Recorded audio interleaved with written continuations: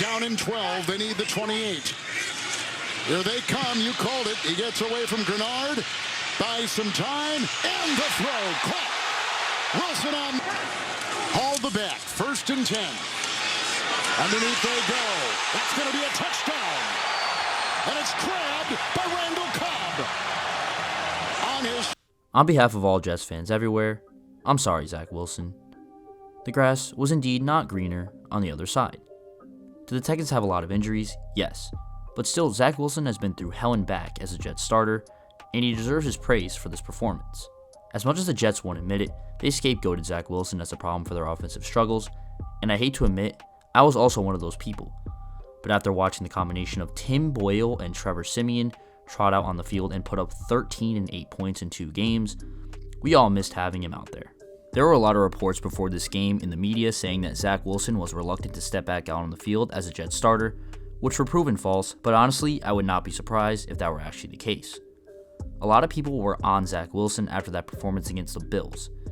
But after watching the past 2 weeks, I can safely say that we were all wrong to tell the Jets to bench Zach Wilson. But maybe the Jets benching him was the best thing for us fans, since we didn't realize just how bad the QB play was behind Zach. Let's get back to Sunday's performance.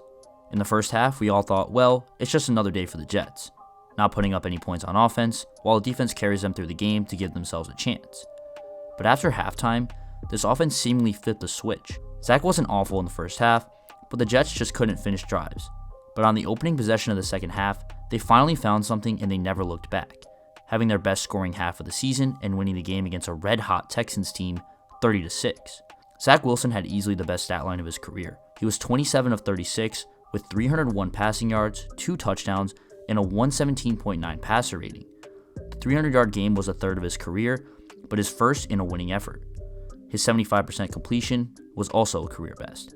After the game, the media was all in on asking questions about what changed, but the answer was the same around the organization. They got back to the basics, and Zach was as confident as he has ever been under center. As a Jets fan, I can say that Zach Wilson has been put in a very tough situation to succeed, but he has definitely grown as a person, and you can see that with the way he handled being benched and how he speaks to the media now, as opposed to last year, when he did not want to accept the blame for his shortcomings. One question remains though. Can Zach Wilson be consistently good? We've seen him have good games, but then he follows that performance up with a very poor one, and then the questions start arising about his ability to be a starting quarterback in the league.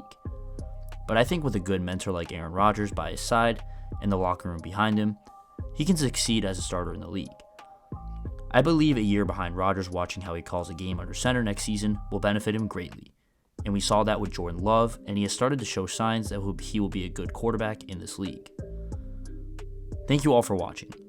Do you think that Zach Wilson has the potential to be a long-time starter in the NFL, or was this just a fluke performance? Let me know in the comments below. And make sure to check out the podcast this week. We'll most certainly be discussing this along with other topics in the NFL. And as always, we'll see you in the next one.